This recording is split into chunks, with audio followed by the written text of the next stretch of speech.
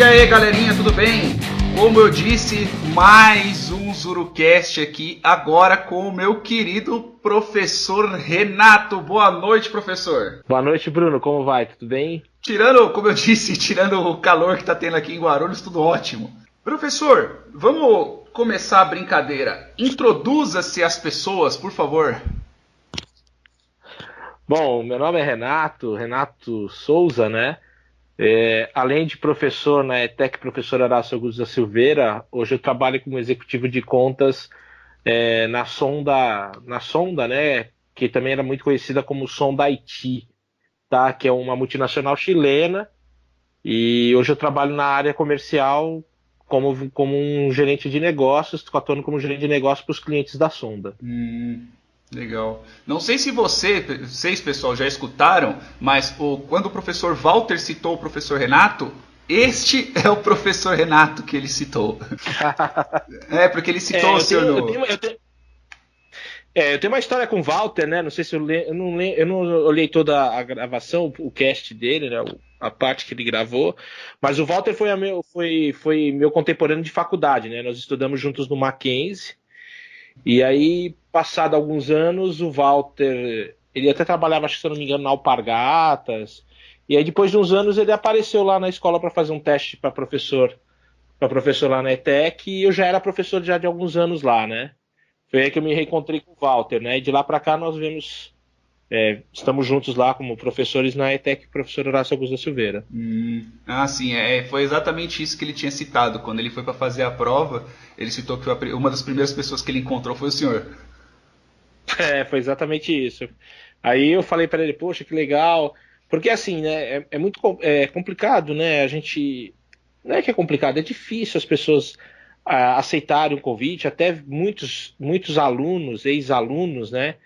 E amigos meus de faculdade deram aula lá no Horácio, mas acabaram não seguindo carreira, talvez tanto quanto eu e o Walter, que ainda persistimos como é que se diz, na batalha. Então, assim, são poucos daqueles que da minha época, lá no passado, ainda continuam dando aula lá no Horácio. Professor, vamos retornar ao pequeno Renato, pois o intuito aqui do cast também é falar como que vocês, tanto os entrevistados, chegaram à situação atual. O que te levou a começar a estudar na área, professor? Então, vamos lá, vamos entender um pouquinho do histórico, né? Lá no passado bem distante, eu me interessei muito. Meu pai era um profissional da área de portões automáticos, ele trabalhava e muito do que ele fazia envolvia uma parte de comandos elétricos e eletrônicos, né? Foi aí que eu comecei a me interessar pela parte eletrônica, né? Ou seja, por interesse nessa parte elétrica e eletrônica, eu comecei a aprender um pouco da profissão com meu pai, que com o passar dos anos, eu ingressei, se eu não me engano, foi em 1984, eu ingressei na ETEC, né, no Horácio, que antigamente não chamava ETEC, né, era escola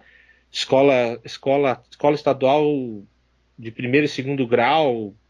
Eu não lembro agora se tinha o técnico, não, enfim, mas era o Horácio. Eu entrei lá para fazer o curso de eletrônica de manhã. E naquela época, a ETEC ainda não fazia parte do Centro Paula Souza, era da Secretaria da Educação, era uma escola estadual como uma outra qualquer, só que com formação técnica. E aí foi ali que eu comecei o meu curso de técnico eletrônico, tá? E aí eu estudei eletrônica de 84 a 88, me formei como técnico eletrônico, e quando meados de 88, 87, 88, eu comecei a trabalhar como auxiliar técnico não é Ericsson, né? Na verdade, numa empresa do grupo Ericsson que se chamava Matec. E aí eu comecei a minha carreira como técnico eletrônico dentro da Matec. A Matec, na verdade, era uma empresa que, por conta da lei de reserva, né, de proteção à informática do governo Collor, a Matec era uma empresa nacional, né? Porque não podia ter desenvolvimentos de produtos de informática de empresas de fora, né? E a Matec recebida, mas a nada dela era um spin-off da Ericsson. E lá eu comecei como técnico eletrônico, e foi lá que eu tive o contato com os computadores e comecei a minha carreira como profissional de informática. Sim, sim, sim. Isso é mais ou menos que época? 88? Ainda nessa época? Eu me formei na ETEC em 88, comecei a trabalhar na Ericsson, na Matec Ericsson em 88. Aí segui até meados de. Porque eu entrei na faculdade, porque de 88 para frente eu comecei a trabalhar dentro da área de testes de placas de circuitos eletrônicos. E a Ericsson já usava computadores, né? Já usava computadores para a gente. A Matec, né? Já tinha computadores para a gente usar. E eu programei, eu aprendi com o meu antigo chefe na época, eu aprendi a programação em DBase 3. Tá? Então eu comecei a usar computadores, comecei a programar em linguagem DBase 3, que se tornou aí, depois veio a evolução com Clipper, enfim, me tornei um micreiro, né, da época, né? Aí em 90, no ano de 90, eu prestei faculdade, passei no Mackenzie para tecnologia em processamento de dados. E aí aí eu comecei a minha carreira na área de informática propriamente dita. E aí, em 90, eu estava ainda trabalhando na Matec. Aí eu saí da Matec, fiquei 2 anos trabalhando com meus pais, né? Saí da Matec, eu falei, era muito puxado porque eu trabalhava em Alphaville e naquela época era muito difícil transporte.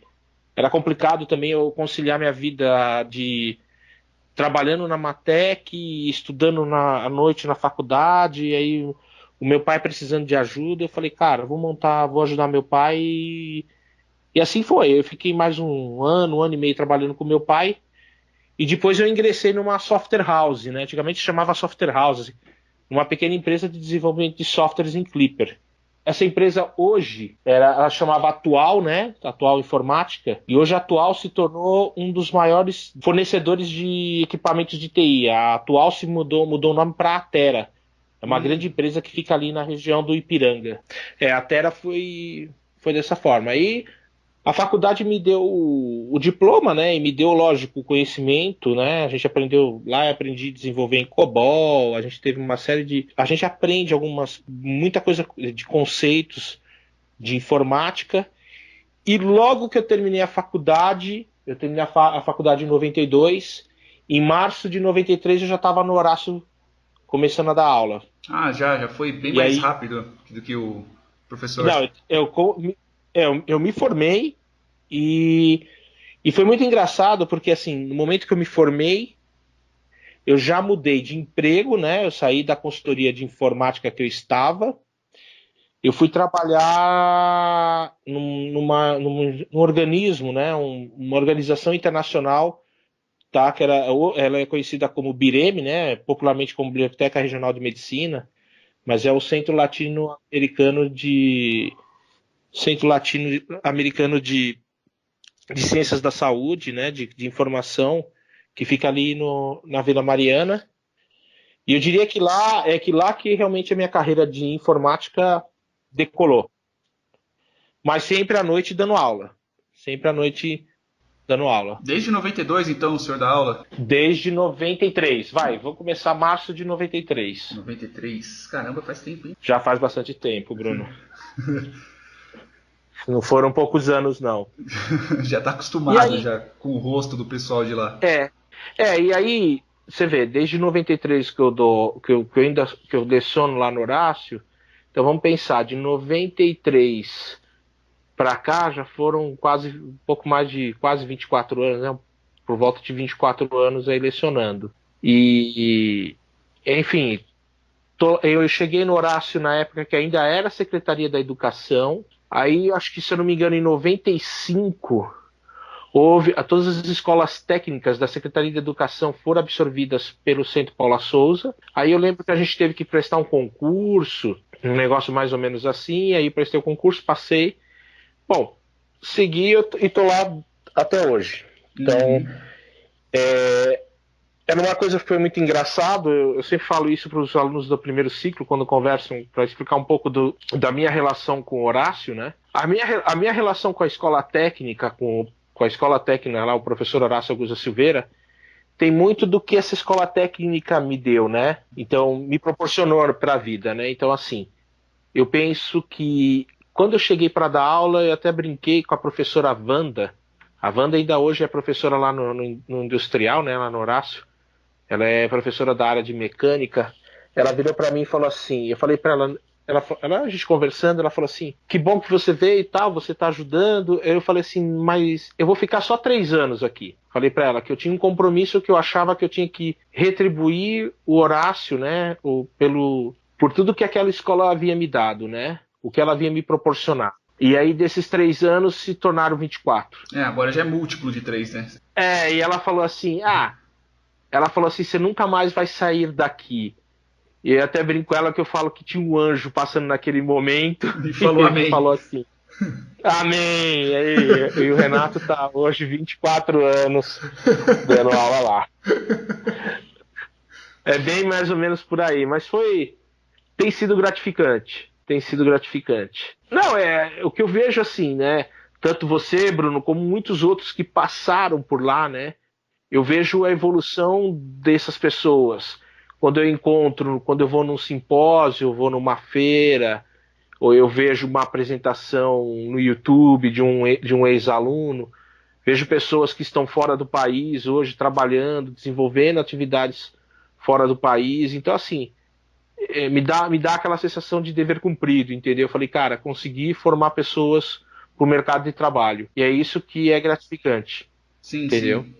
Eu não chego a lecionar direto, assim, como o senhor, né? Principalmente assim em aula, mas pelo menos já teve gente aqui no meu canal que já me agradeceu e falou assim, pô, graças a uma aula sua eu consegui fazer uma parte do mestrado, alguma coisa do tipo. Eu não consigo ter exatamente a sua, porque a sua é presencial, você vê a pessoa.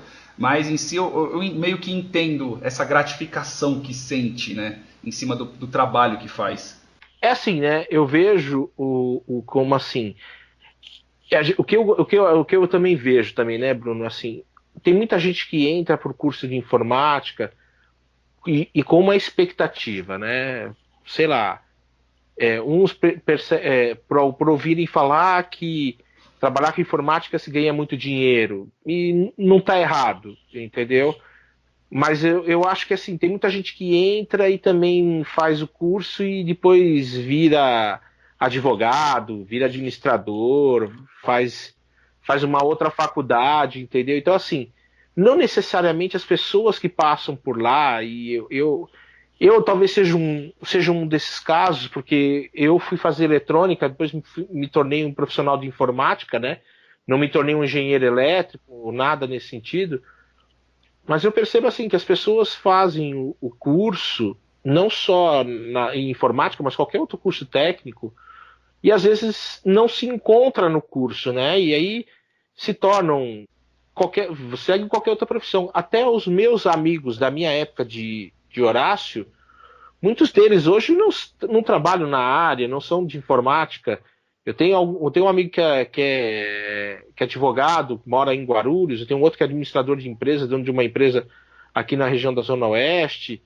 Então, assim, na verdade, a grande maioria se tornou até advogados. Acho que eu tenho uns 3 ou 4 da minha turma de eletrônica que são advogados. Então, assim, eu percebo que o curso técnico, para alguns, ele é a base para seguir a sua carreira dentro daquilo que gosta, né? Então, faz realmente o curso de informática porque gosta, tem, como é que se diz, aptidão, né? Tem desejo, né, de conhecer e aprofunda e segue a carreira no nível superior e vai fazendo, às vezes pode até fazer um mestrado, doutorado, enfim, segue a carreira. Mas tem muitos outros que fazem o curso técnico de informática e se formam em letras, entendeu? E eu acho que assim, cada um acaba dentro do contexto, né, daquilo que está estudando, seguir outros caminhos, entendeu? E acho que é natural. Mas o mais importante é que estão trabalhando. Estão no mercado de trabalho, estão fazendo alguma coisa. Professor, depois a gente volta aqui na parte de lecionar, que eu tenho uma pergunta, mas isso vai ficar um pouquinho mais para frente.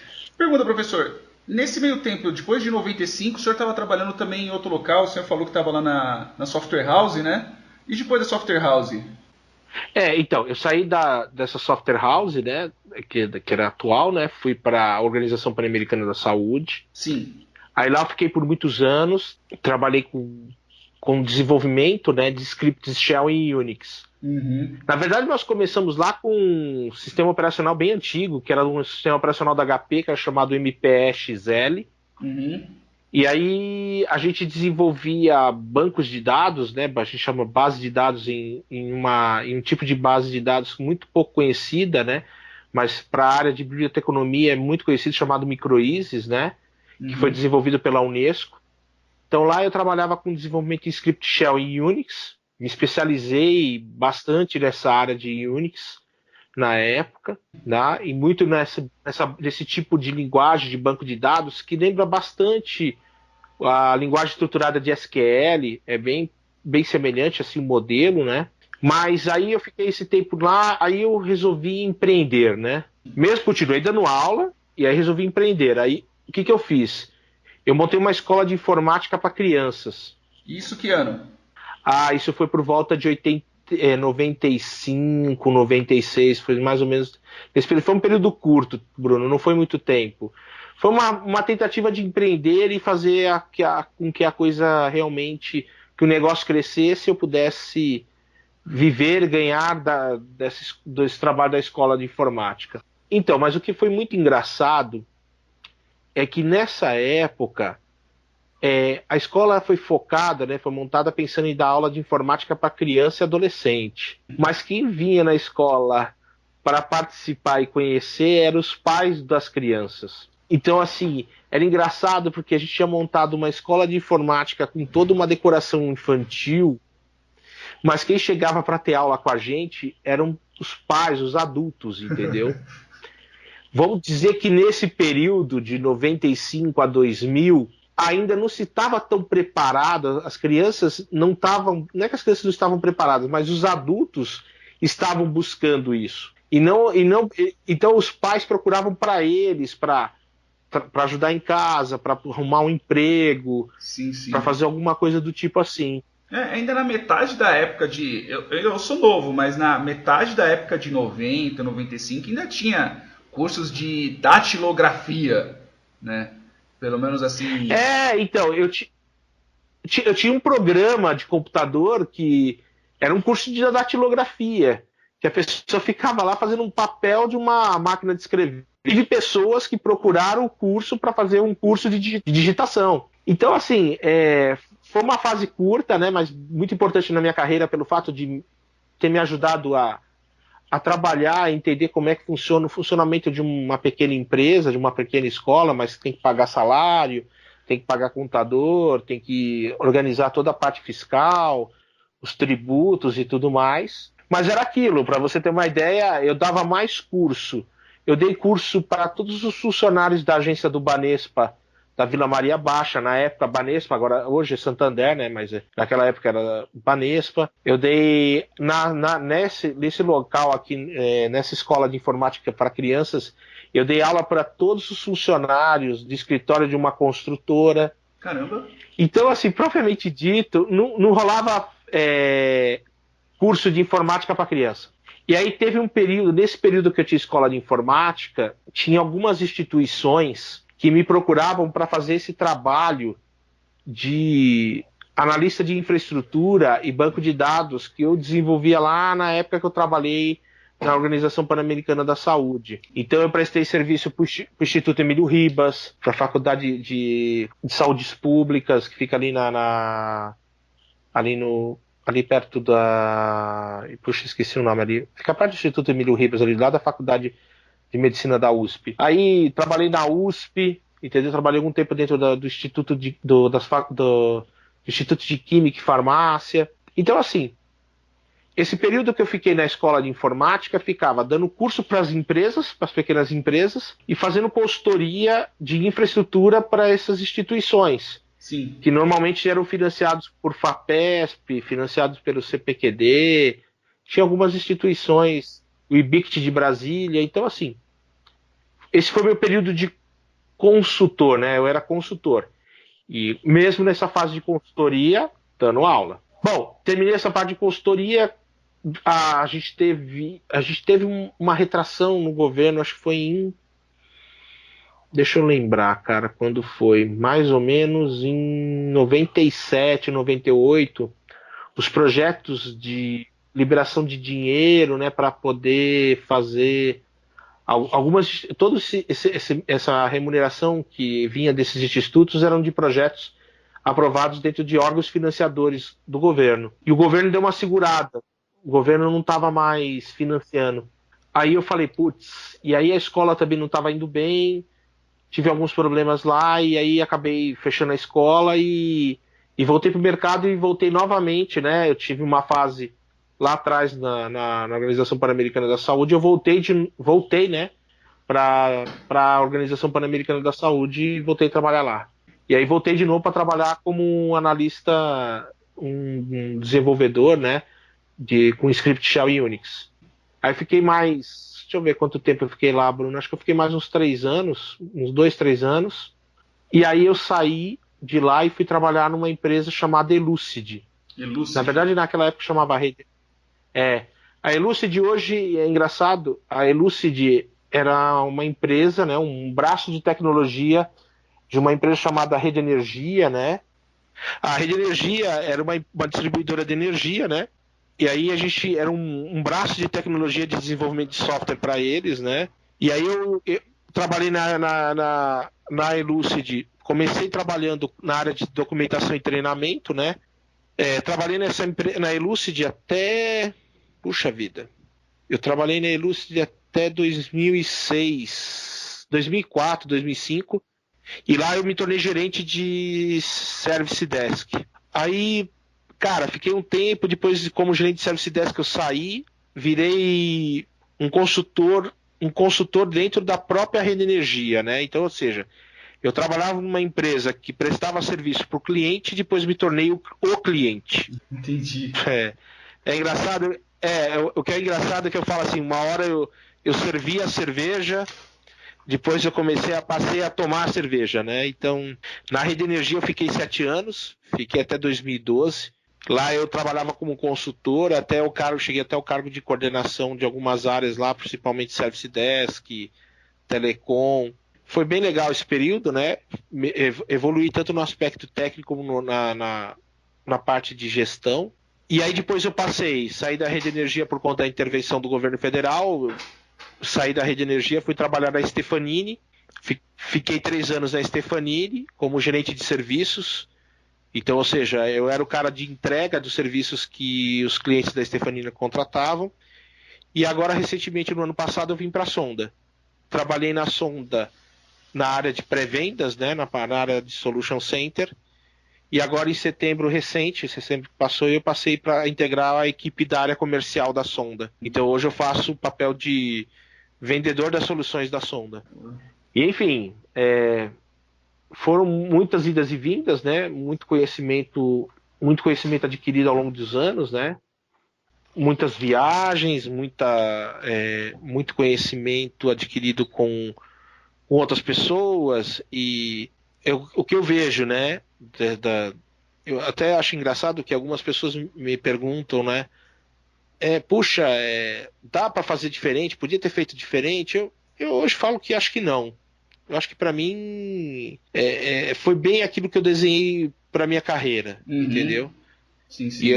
E eu falo que a minha carreira, acho que as pessoas têm que pensar nas suas carreiras como ciclos, né? Vai ter um ciclo que você vai ser um profissional um analista de suporte, vai ter um período que você vai ser um desenvolvedor, você vai ser um coordenador, um gerente, um diretor. Então eu acho que é o fluxo normal. Eu estou numa fase agora que eu sou um vendedor, né? Eu vendo soluções. Então todo o meu conhecimento técnico adquirido ao longo de todos os anos da minha carreira, e agora eu uso esse conhecimento técnico para convencer as pessoas que elas precisam de uma certa solução. Entendi.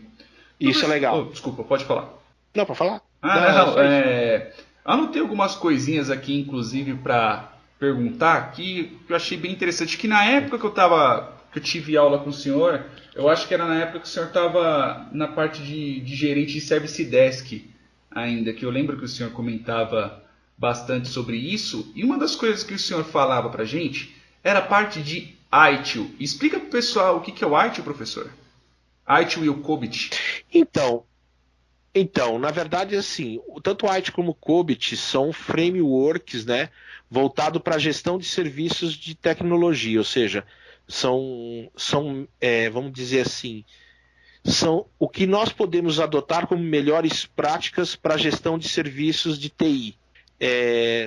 Então, assim, o quanto é importante você conhecer ITIL e tanto quanto é importante você conhecer COBIT.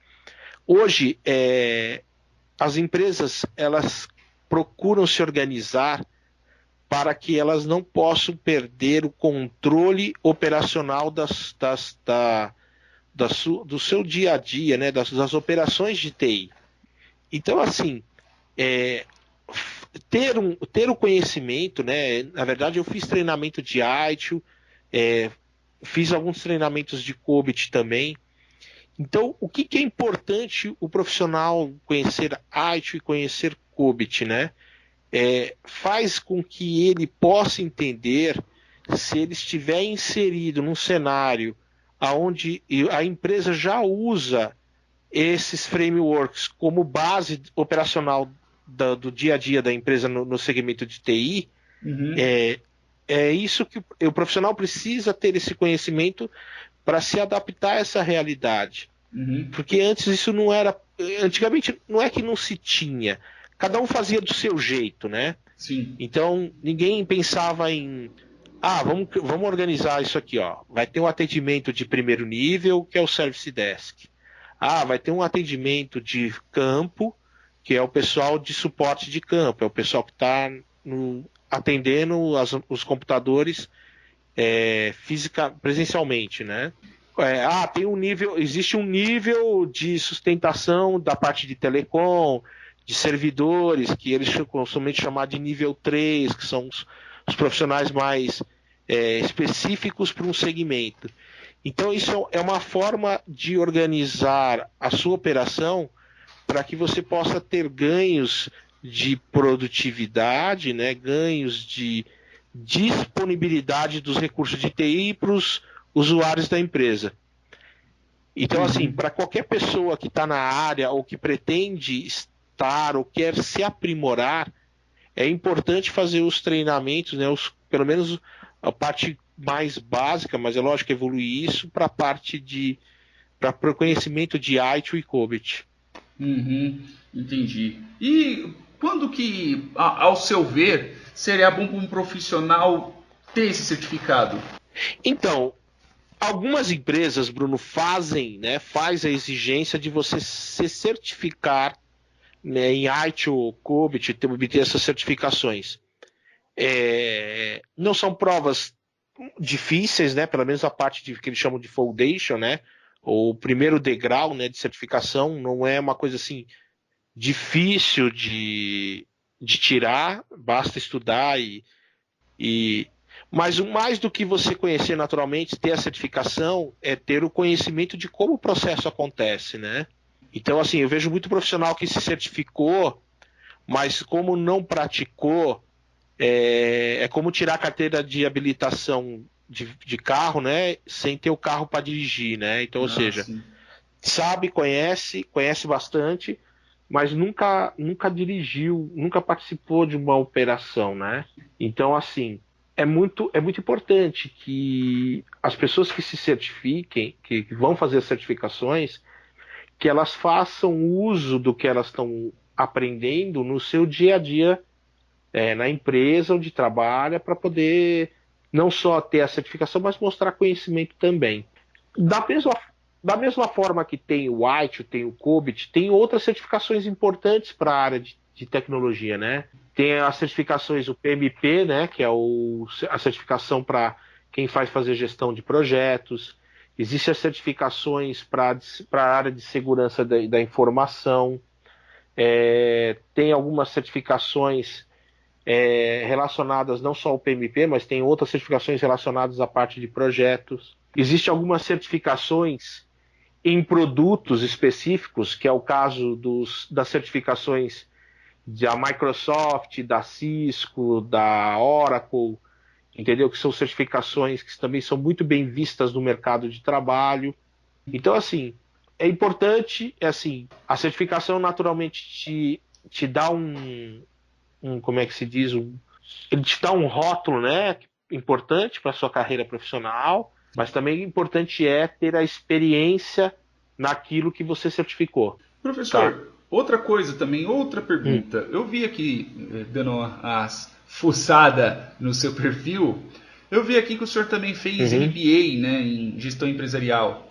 Pergunta, uma pergunta que inclusive eu acho que é tanto interessante para mim quanto para as outras pessoas, principalmente os que estão começando. Quando que é bom fazer um MBA ou passar, vamos dizer assim, academicamente um grau a mais? Então, eu vou te falar o que eu vi, né, e percebi, né, e o que aconteceu aí num certo período do mercado de trabalho. A professora coordenadora do curso de MBA da FATEC, da FATEC não, ela não é da FATEC, porque existe o MBA da FATEC e o MBA do Centro Paula Souza. Eu fiz o meu MBA dentro do Centro Paula Souza. Então, a FATEC tem os seus cursos de MBA também, mas a FATEC faz parte do Centro Paula Souza, né? E aí o que eu vejo, né? Por que eu fui fazer? Primeiro a gente tem que tomar uma decisão, por que a gente vai fazer um MBA, né? E no meu caso, eu tinha algumas opções. Eu podia fazer alguma coisa voltada para a área de tecnologia, em TI mesmo. Eu poderia fazer algo voltado para a área de gestão de projetos, que também era um viés que eu poderia fazer.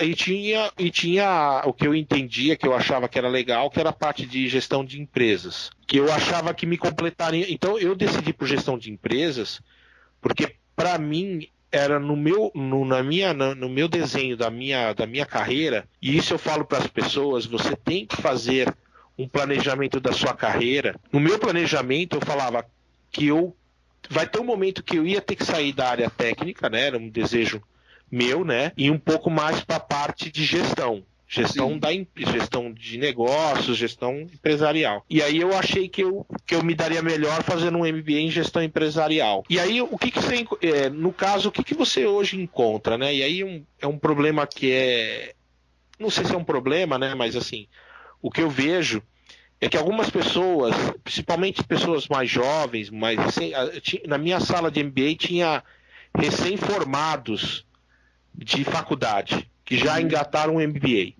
O MBA, de uma forma geral, você acaba tendo aula com profissionais mais velhos, professores mais antigos, mas com alguma experiência de mercado bem diferente. Então, às vezes a pessoa se forma na faculdade, já engata o MBA, porque acha que quando terminar o MBA, ela vai estar à frente daqueles que não têm o MBA. E, em teoria está, porque tem o conhecimento. Mas existe uma coisa que o MBA não dá, que é a experiência que você adquire ao longo dos anos de trabalho. Então, assim, até algumas pessoas que estavam lá, gente bem jovem, eles acabam aprendendo tanto quanto com o professor, quanto com a experiência dos trabalhos que são desenvolvidos dentro de sala de aula. Então, assim, na minha visão, eu acho que o MBA é bom, mas quando você já tem alguma experiência, você já passou alguma coisa, entendeu? Você conseguiu já entender um pouco o cenário de como as empresas funcionam, como a sua área atua,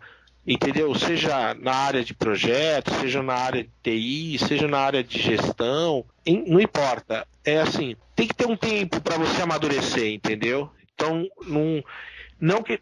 Deixa eu falar que não é produtivo, eu estaria sendo leviano. É produtivo? É. Mas ele vai aproveitar melhor isso quando ele estiver lá na frente. Quando ele já tiver algum conhecimento, já passou por algumas experiências. E acho que o MBA aí vai ajudar. Uhum. Vai ajudar bastante. Entendi. Então, resumindo, fazer um MBA ou alguma coisa do tipo, pós-faculdade, seria muito melhor para a pessoa quando ela já tem uma determinada experiência no ramo. Assim, se a pessoa quer sair da faculdade e, como se diz, colecionar diploma, porque assim, tem coisas que você vai ter um diploma de MBA, mas não vai ter a experiência para isso, né? E aí, o que eu falaria? Cara, ao invés de seguir fazendo um MBA, faz mais sentido fazer uma pós-graduação ou uma pós-graduação em algo que é do seu interesse, né? Ou seguir até fazendo um mestrado e um doutorado. Existe uma coisa engraçada que assim, algumas pessoas procuram fazer um curso de mestrado, às vezes de doutorado, com o objetivo de ir para o mercado de trabalho e ser melhor reconhecido porque tem um mestrado ou porque tem um doutorado. E aí a gente tem que entender qual que é a função de se você fazer um mestrado e um doutorado. Entendeu? Então, assim, quando você toma a decisão de fazer um mestrado, doutorado, você toma uma decisão de conhecer muito de muito pouco. Você se aprofunda a sua pesquisa em algo bastante delimitado. Então você vai se tornar especialista em algo muito limitado, entendeu? E às vezes no mercado de trabalho você precisa ter uma visão talvez mais um pouco generalista, entendeu? Ou às vezes especialista em um certo segmento que não necessariamente o curso de mestrado vai te dar. Entendi. Então, assim, eu vejo que quem pretende trabalhar com pesquisa, vai ser, mesmo que seja numa empresa, vai trabalhar como pesquisador, vai trabalhar com um desenvolvimento de algo novo. Eu acho que aí faz sentido, entendeu? Entendi. Mas para trabalhar no dia a dia, na operação, eu imagino assim, não pode falar que não vai servir, né? Mas assim, não faz tanto sentido. Entendi, tá? entendi. Uhum. É isso que eu dessa forma. Uhum. Eu acho que tem bastante dúvidas, principalmente pro pessoal que está começando na área, que está entrando, assim, que ainda não tem muita noção de quão grande que é a área de informática, tanto a parte de infraestrutura quanto na parte de programação mesmo. Eu acho que às vezes esses tipos de dúvida devem bater na cabeça das pessoas, né? Professor, uma outra pergunta, né? Mais um pouquinho, se o senhor puder falar também. Se o senhor pudesse falar sobre alguns, tanto faz, projetos marcantes para o senhor. Cara, eu tive alguns bem legais. Uhum. Eu acho que o meu primeiro projeto, eu tive alguns grandes projetos não só na parte de desenvolvimento de software, né, como também na parte de suporte e infraestrutura. Na parte de desenvolvimento, né, lá na época da Organização Pan-Americana da Saúde, nós tínhamos alguns grandes projetos na parte de desenvolvimento de interfaces, né, interface, eu digo, desenvolvimento de sistemas para consulta de informações em base de dados. Era muito legal isso, cara, porque a gente tinha que ter uma visão um conhecimento bem profundo de como organizar as informações. Se hoje eu tivesse que falar disso para quem me perguntasse, eu diria que foi o precursor, né, o início de toda a tecnologia de Business Intelligence hoje, de BI. Então, assim, hoje se chama BI, mas lá atrás era uma interface de busca, né? Enfim, foi um projeto bem legal. Eu fiz o projeto de reestruturação de uma operação de Service Desk, na época que eu trabalhei na Elus, também foi bem legal. Cara, um outro projeto bem interessante que eu trabalhei, aí já foi já na área de energia, foi um projeto de implantação do sistema de videoconferência, que nós implantamos, também foi bem legal. Tive um projeto de migração de data center também, com bastante emoção, né? Foi bastante emocionante. Aí já na minha época de Stefanini, tiveram vários projetos de implantação de operações de suporte, tanto na parte de infraestrutura como de AMS, né? Uhum. Pouca pessoa conhece a sigla AMS, né? De Application Managed Services, mas é da parte de sustentação de aplicativos, entendeu?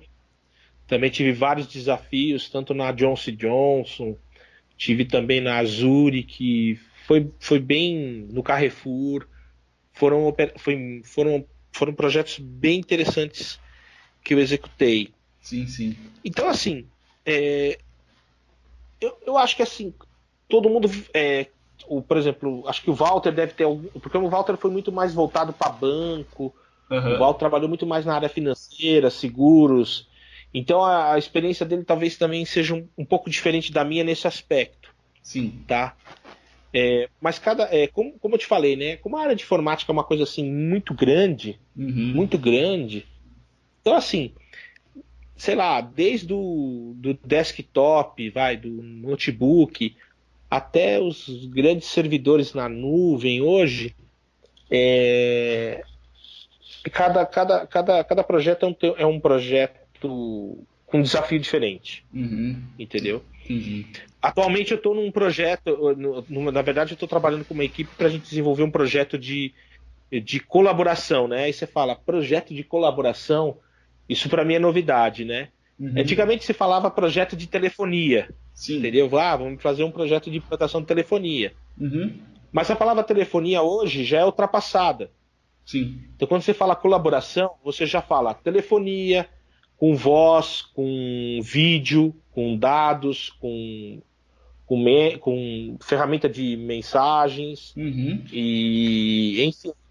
Então, o conceito de telefonia hoje não é mais telefonia, Sim, abrange entendeu? muito mais coisas. Integração, muito mais coisas. Então, assim, um projeto de colaboração hoje vai muito além do que simples telefone em cima da mesa. Então, é Le- bem diferente. Então, assim, diversos projetos foram, assim, passaria horas aqui para falando no detalhe de cada projeto. Aham, não, sim, sim. Eu não, não vamos tomar tanto seu tempo assim. Não, não dá, não vai, não vai. Poderia, cara, cada. E eu vou te falar uma coisa, Bruno. Eu acho que assim, a mãe da minha esposa, né, minha sogra, ela falou uma vez uma coisa pra mim que é assim, Renato, quem trabalha com o que gosta não trabalha, se Aham, diverte todos os dias. sim. Eu saio todas as manhãs pra me divertir. Aham. E é É. assim que a gente tem que, é assim que a gente tem que levar a vida, entendeu? Então assim, vamos todos os dias.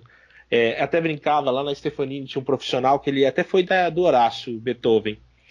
A gente conversava às vezes por telefone e falava, Renato, hoje o dia vai ser bastante divertido, né? Eu falava, Beethoven, vai ser bastante divertido mesmo.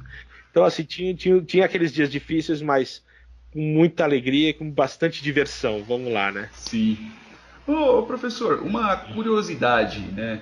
É, já que o senhor já trabalhou tanto na parte trabalhando como funcionário, gerente, empreendedor, podia falar tipo algumas experiências ou algumas, vamos dizer assim, conhecimentos, habilidades que o senhor adquiriu neste tempo, estando nessas três posições diferentes?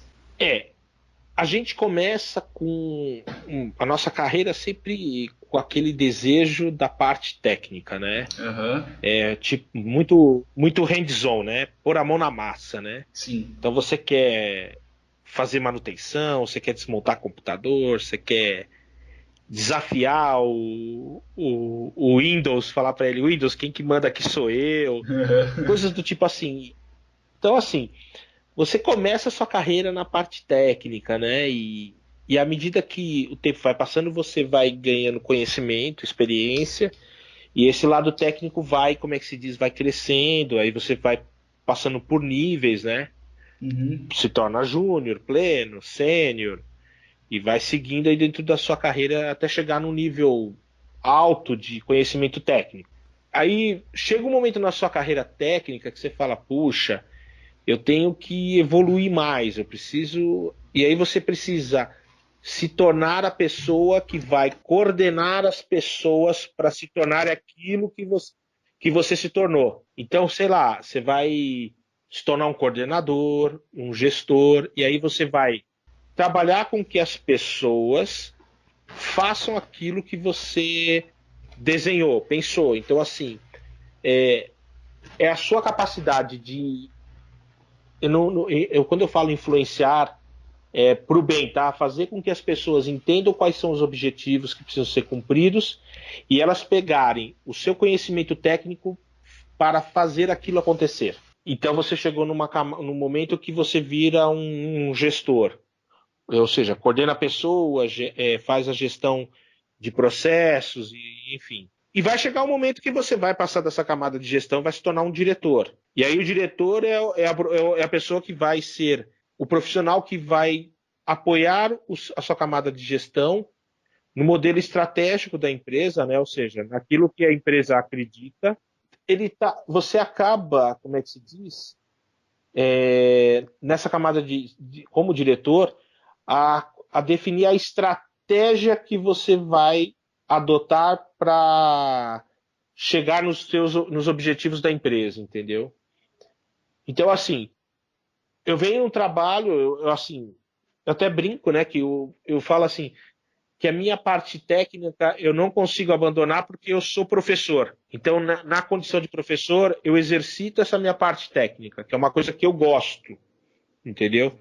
Então, quando o meu notebook começa a ficar lento porque o Windows recebeu uma nova atualização, eu já começo a pesquisar na internet para tentar descobrir o que foi que eles lançaram que deixou minha máquina lenta, entendeu? E como resolver. E é diferente do quando eu estou atuando como profissional na empresa, que eu uso muito mais esse viés técnico para apoiar as empresas a fazer a aquisição de uma solução minha e ficarem, lógico, ter os seus problemas resolvidos, né? Suas dores resolvidas. Mas Professor, basicamente é isso. uma última pergunta aqui, que é uma curiosidade que eu perguntei inclusive para o professor Walter, mas como o senhor mesmo diz, o professor Walter ele não é parâmetro de muita coisa, Referência né? para nada. Exato, ele não é referência para nada. Eu gosto muito dele, cara. Eu também gosto pra caramba. Ele só tem um defeito, ele é corintiano, né? Cara? Isso às vezes é defeito de caráter, né, professor? Isso nem sempre todas as pessoas são perfeitas. Eu gosto muito dele. Pergunta, professor, o senhor já está na área, principalmente na parte lecionando para as outras pessoas, já fazem 24 anos. Uma curiosidade que eu tenho, principalmente vendo a geração atual e etc. O senhor vê muita diferença ou alguma diferença, uma escala de diferença entre os seus alunos antigamente para os alunos de hoje? Ah, sim. Sempre tem diferença, né, Bruno? Eu acho que assim, tem algumas coisas assim que a gente percebe que no passado alguns se assemelham, né? Se assemelham aos de hoje, né? Ou seja, existem semelhanças entre os alunos de hoje com os alunos do passado. Mas o mundo mudou, né, Bruno? Vamos lá, né? Se você imaginar que o primeiro celular com câmera nasceu no ano de 2000, tá? E lá já se passaram 17 anos. Então, assim, é uma coisa muito recente. 17 anos a gente pensa que é muito tempo, mas não é. É recente. E a gente vê que a evolução tecnológica está sendo muito mais rápida. São ciclos mais curtos, eu quero dizer. Ou seja, então, o que eu quero dizer com isso? As pessoas têm acesso à informação de uma forma mais rápida, né? Então, ou seja, o meu aluno lá de 1900 e... Vamos lá, eu comecei em 93, né? Comecei em 93. O aluno lá de 93, 94, 95, naturalmente, se ele se acompanhou a evolução, ele se atualizou e seguiu, né? Mas hoje, por exemplo, os meus alunos na ETEC, eles têm celular, têm acesso a Google, têm acesso às diversas fontes de informação, conseguem pesquisar e tudo mais. Então, assim, em teoria, o profissional, o aluno, né, o aluno que está em sala de aula, ele tem mais capacidade, ele tem mais informação e pode tomar decisões mais rápidas e tudo mais. Ele consegue ter uma visão diferente do que dos alunos lá no passado. Por outro lado, eu vejo assim, vamos lá, vamos dar o nome disso de desinteresse, né? Mas por conta da quantidade de coisas que desviam sua atenção. Então, sei lá, você está explicando algo lá na lousa e eu vejo alunos com celular, na internet, vendo coisas que não tem com o que a gente está aplicando em sala de aula, né? Está mostrando para eles. Então, esse desvio faz com que os alunos tenham menos foco naquilo que a gente está mostrando, explicando, e a gente tem que ter didática para despertar nele o desejo de ele tentar te ver e entender aquilo que você está mostrando, né? Isso tem sido mais difícil nos dias de hoje. Uma outra coisa que mudou, né, que fez da gente aí talvez Aí tem um pouco a ver com política, né? Questão de governo, que assim se criou um cenário que é muito fácil, simples de se ingressar no mercado de trabalho sem ter um diploma, sem ter um conhecimento, sem ter um certificado. Então tem alunos que começam no primeiro ano, quando chega no primeiro ciclo, chega no segundo ciclo, já entende que tem algum conhecimento, começam a trabalhar e aí falar, não preciso mais disso, eu vou seguir sozinho. E segue, entendeu? Então assim, tem de tudo um pouco. Assim, a diferença está muito mais nessa parte de não ter foco. Não existe os alunos não são tão focados de falar assim, eu vou me dedicar fortemente para conhecer isso que o professor está explicando. Para eles é mais, para todo mundo é uma passagem, né? Eu vou passar por aquele corredor. Se aquele corredor me der algum conhecimento, eu estou feliz. Se não me der nada, eu vou para o próximo, entendeu? Eu pego um outro corredor e vejo se eu adquiro algum conhecimento. Então, ele acha que, como as coisas são muito fáceis, ele fala, eu posso passar nesse corredor de novo depois e aprendo o que eu tiver que fazer, entendeu? Antigamente não era assim. Antigamente você tinha uma trilha para cumprir e se não cumprisse, você não seguia adiante. Hoje mudou isso bastante, entendeu? Eles não têm essa preocupação. Então não existe preocupação em absorver conhecimento. Eu tento. Se deu certo, Deus, se não der, eu passo para frente, entendeu? Esse é o sentimento que eu vejo hoje. Mas tem gente lá que. Tem pessoas que são diferenciadas, que estão ali porque realmente precisam e que querem buscar uma oportunidade no mercado e estarem preparados para essas oportunidades. Uma coisa que eu sempre falei, né? Você deve lembrar, não é o professor, não somos nós que vamos ceifar a oportunidade do cara entrar no mercado de trabalho.